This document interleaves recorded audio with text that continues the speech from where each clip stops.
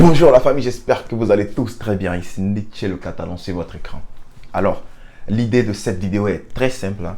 C'est un peu particulier. On a deux joueurs, Raheem Sterling et Dani Olmo, qui en fait, si le Barça devrait choisir l'un d'entre eux, l'un d'entre ces deux joueurs-là, obligatoirement, qui est-ce que ça devra être à mon avis, hein.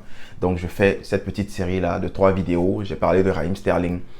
Dans cette deuxième partie-là, je vais parler de Dani Olmo, de ses capacités intrinsèques, de ses compétences, de tout ce qu'il pourrait apporter de bien au FC Barcelone.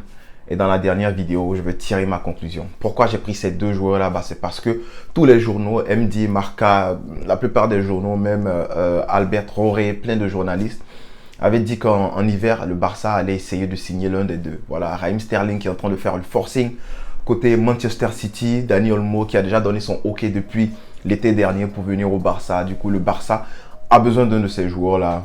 Donc, je fais une vidéo pour donner mon avis, pour analyser la situation, pour analyser le joueur et voilà, tirer une conclusion. Sans plus tarder, générique.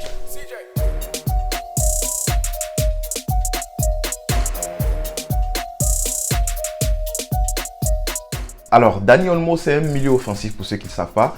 Il joue à RB Leipzig. Il est de 98, ce qui fait qu'il a 23 ans. Il tend vers sa 24e année. Il est d'origine espagnole et en fait, avant d'aller au Dinamo Zagreb, il a joué à la Masia. Voilà. C'est un produit brut de la Masia qui a été donné au Dinamo Zagreb. Il a vu que voilà, il n'y avait pas d'option pour lui de jouer au milieu avec Xavi qui était en forme, avec Iniesta, il y avait plein de joueurs hein, du côté Barça au milieu de terrain. Fait que lui, il n'avait pas la chance, donc il a décidé de partir. Donc il est parti, il est resté sur de bons termes avec le FC Barcelone après Dinamo Zagreb. Je pense que même à Dinamo Zagreb, le Barça avait essayé de l'avoir, mais je ne sais pas ce qui s'est passé là, mais on ne l'a pas eu finalement. Voilà, je pense que c'était pour remplacer Neymar. Le Barça a préféré aller vers Ousmane Dembélé. Et Dani Olmo, lui, il est parti à RB Leipzig. La valeur actuelle de Dani Olmo est de 50 millions d'euros. Mais vu qu'on est actuellement en train d'aller vers janvier, à partir de janvier, la valeur va encore chuter. Du coup, le Barça pourrait l'avoir pour moins de 50 millions d'euros. Dani Olmo, lui, c'est un milieu offensif, je l'avais dit, mais il dépanne beaucoup sur les côtés. Il joue en fait beaucoup sur les côtés aussi. Fait que les gens ne savent pas quelle position le mettre parce que même sur les côtés, il joue très bien. C'est un gars qui est percutant, c'est un gars qui est très bon balle au pied, qui se sort des situations, qui arrive à dribbler, qui arrive à trouver la dernière passe. De toute façon, on va parler de ses stats lorsqu'on le compare aux autres joueurs de sa catégorie, aux autres joueurs de sa position. On va sur la tablette maintenant. On va disséquer le joueur, on va disséquer les capacités intrinsèques de ce joueur-là. Let's go. Voilà, on voit que Dani Olmo a déjà joué en faux neuf hein, avec la Rora, il a fait. Je crois même le match contre l'Italie, le 1-1 contre l'Italie. Je crois que c'est la demi-finale de l'Euro, l'Euro 2020. Il a joué en faux neuf. Hein. Il a fatigué un peu Chiellini et Bonucci. En avant-centre, il a une note de 6,62. C'est nettement bon, hein, c'est nettement bon. Sur le côté gauche, voilà, il a 7,35. Sur le côté droit, 7,54. On voit qu'il joue aussi au poste de milieu offensif. Il a aussi joué milieu gauche. Donc Dani Olmo, c'est quelqu'un qui est vraiment, comment je peux dire ça? C'est un gars il est polyvalent, il est très polyvalent dans le secteur offensif.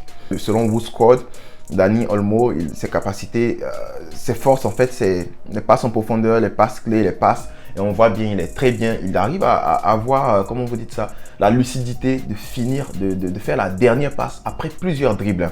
C'est ce qui me plaît chez le joueur. On voit que ses faiblesses, voilà, c'est les tacles, mais il est quand même bon en défense. Défensivement parlant, il fait beaucoup, il apporte beaucoup à son équipe. Parlant de ses capacités intrinsèques maintenant, non-penalty goals, il est dans le 36e centile. C'est très bas, mais est-ce que ça voudrait dire que le joueur est bon dans les passes? Plus dans les passes que dans les buts, on va voir de toute façon. Non-penalty expected goals, il est dans le 71e centile, ce qui veut dire qu'il est dans le top 29%. C'est correct pour un milieu, je trouve ça correct. Total shot, il prend beaucoup de shots, 83e centile, top 17%. Faut pas que je me trompe avec mes maths. Assist, 84e centile, c'est bien. Mais je vais aller directement sur le progressive pass où il excelle. 96e centile et c'est très bon. Ça veut dire que lorsqu'il a le ballon, la chose qu'il a en tête en fait, c'est d'aller vers l'avant. C'est de progresser avec des passes. On voit que les progressive carries, c'est-à-dire le contrôle vers l'avant, porter le ballon vers l'avant, balle au pied, bah, c'est pas trop son truc. Lui, c'est plus progressive pass, c'est-à-dire que lui, lorsqu'il a le ballon là, s'il a de l'appui devant, il joue en appui soutien. Et puis voilà, il se projette, c'est comme ça qu'il se projette. Ça veut dire que c'est un joueur qui, comment je peux dire ça, qui est très collectif en fait, qui est très collectif et Voilà, c'est typique Barça en fait. Voilà, progressive passes receive aussi, il est dans le 73e centile. Ça veut dire qu'il se place bien aussi pour recevoir le ballon. Supposons que le 6 a le ballon, il sait se placer dans l'entre-ligne, ou bien dans l'espace, hein, dans l'espace que laisse l'équipe adverse pour recevoir le ballon. Et c'est très bien. Mais ce qui me plaît chez lui, c'est que côté défensif, voilà, 75e centile, pressure, tac, 75e centile, interception, 74e centile. Voilà, tout ça, ça montre en fait que d'entre les joueurs de sa catégorie, d'entre les milieux terrain ou les ailiers ish, Dani Olmo défend bien, il défend très bien et il est très bien classé. Il est dans le top 25% si je veux faire un peu la moyenne de tout cela. Même dans les duels aériens, voilà, il n'est pas nul du tout. Voilà, il fait beaucoup d'efforts. Donc tout ça en fait joue en la faveur de Dani Olmo et on voit que c'est un joueur qui, voilà, qui typique Barça, c'est un joueur, tu le mets actuellement au Barça, il est capable de commencer à changer les choses. Ça sera plus facile pour lui de s'intégrer, ça sera plus facile pour lui de comprendre le jeu. Et en plus, on sait que le Barça aimerait recruter un coach comme Erik ten Hag, un coach comme Xavi. Voilà, donc ça veut dire que si ce genre de coach-là a en main un joueur comme Dani Olmo, ça serait parfait pour eux, pour instituer, pour jouer en fait le jeu de position. Et comme je le dis sur les côtés, c'est pas un gars qui est nul. D'après mes potes, hein, il fait penser plus à Pedro quand on le met sur le côté parce qu'il peut entrer. Et s'il est un latéral à côté de lui, un latéral comme, comment il s'appelle, le petit Balde, ou bien si on le met à droite, où il excelle bien sûr, un latéral comme Dest, ça serait très létal. Du coup, Dani Olmo, capacité à jouer au milieu, capacité à jouer sur les côtés, capacité à jouer en faux neuf, très à l'aise balle au pied, il pourrait s'intégrer très facilement côté Barça.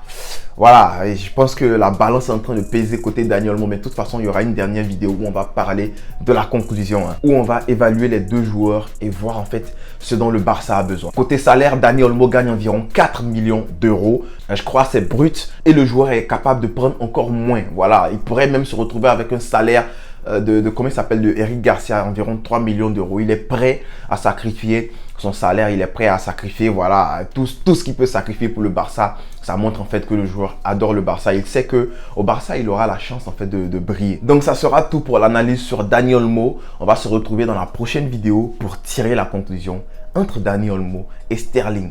Qui est-ce que Nietzsche le Catalan il aurait choisi s'il faut en prendre qu'un seul au Barça?